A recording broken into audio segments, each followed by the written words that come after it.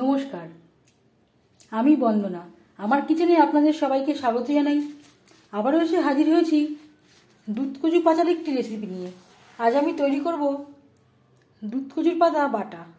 এর জন্য আমি এখানে কচি দেখে 3টে দুধ কচুর পাতা নিয়েছি। পাতা আমি সবার প্রথমে কুচি করে কেটে নেব ও পরিষ্কার করে ধুয়ে নেওয়ার পর ফিরে আসছি। কুচি করে কেটে নেওয়ার পরে পরিষ্কার করে ধুয়ে নিয়েছিলাম। কড়াইতে আমি ভাপিয়ে নেব, এতে বাটতে সুবিধা হবে।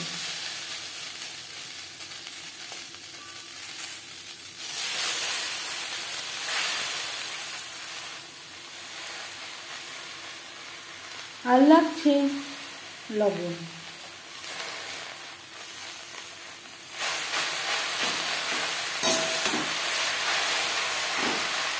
কমে আসা পর্যন্ত অপেক্ষা করব। অনেকটাই কমে এসছে। এইভাবে নাড়াচাড়া করে দেব।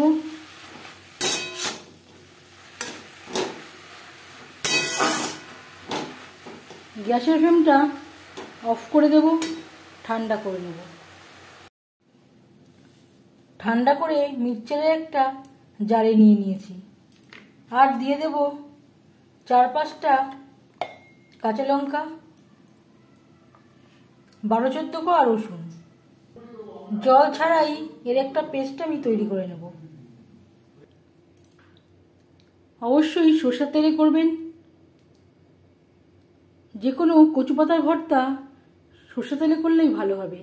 4 চামচ সরষের তেল গরম করে নিয়েছি। এবার দিয়ে দিলাম 2টো শুকনো লঙ্কা, যেটা আমি টুকরো করে নিয়েছি। পাতা আমি জল ছাড়াই বেটে নিয়েছি, তবে খুব বেশি জল অ্যাড করবেন না। যদি প্রয়োজন হয় খুব সামান্য পরিমাণে জল অ্যাড করবেন। যেই জলটা আপনি অ্যাড করবেন সেটা আবার জাল দিয়ে পুরোপুরি ড্রাই করে নিতে হবে।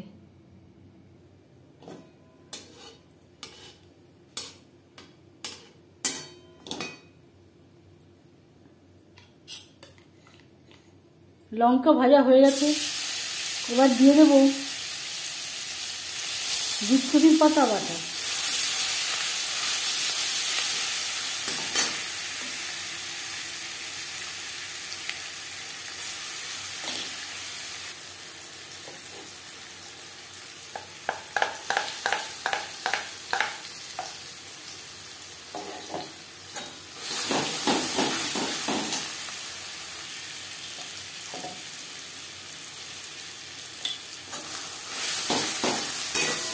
লঙ্কার সাথে পাতা বাটা বেশ ভালো করে মিক্স করে দেব।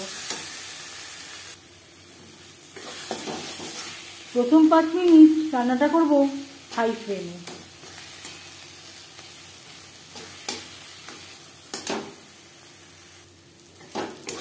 পাঁচ মিনিটের বেশি সময় হয়ে গেছে।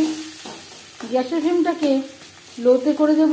লো টু মিডিয়াম ফ্লেমে নাড়াচাড়া করে নেব যতক্ষণ না পর্যন্ত কড়াই থেকে পুরোপুরি আলাদা হয়ে আসে।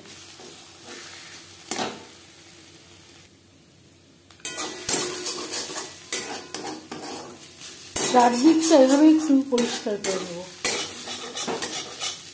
কড়াই থেকে আলাদা হয়ে এসছে।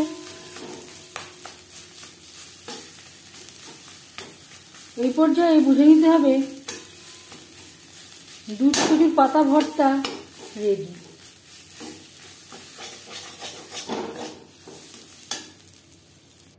দুধ কচুর পাতা বাটা রেডি। খুব সহজ একটা রান্না। আপনারা সবাই মাঝে মধ্যেই তৈরি করে থাকেন, তবে আমি কিভাবে এই দুধ কচুর পাতা বাটা রান্না করি সেটা খুব সহজভাবে আপনাদের সাথে শেয়ার করলাম।